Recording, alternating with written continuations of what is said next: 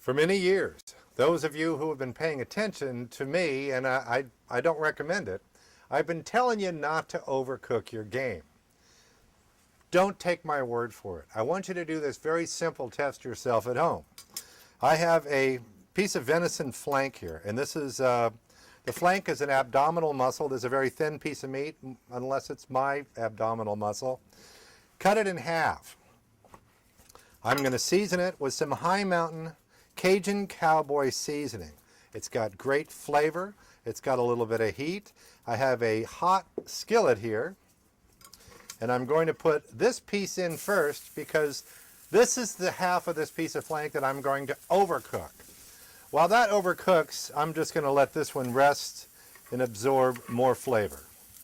All right, now that I've got that side starting on overcooking, I'm going to add the piece that I'm going to cook rare to medium rare.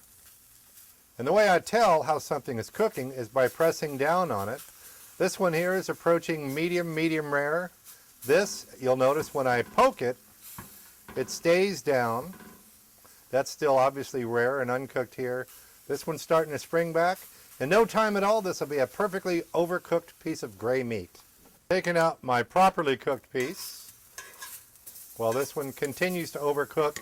And if I may be so bold, for those of you who I've spent time with more in the middle part of the country, tend to overcook more than on the outer edges of the country.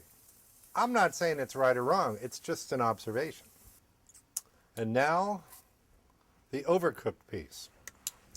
Looking on the inside, this may shock a few people. That is a perfectly cooked piece of venison. And I know for some of you, this may surprise you, and this doesn't look like a perfectly cooked piece of venison.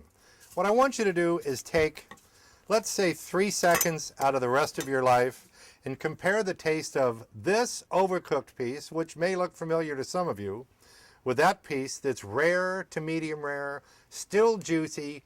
Do not overcook your game.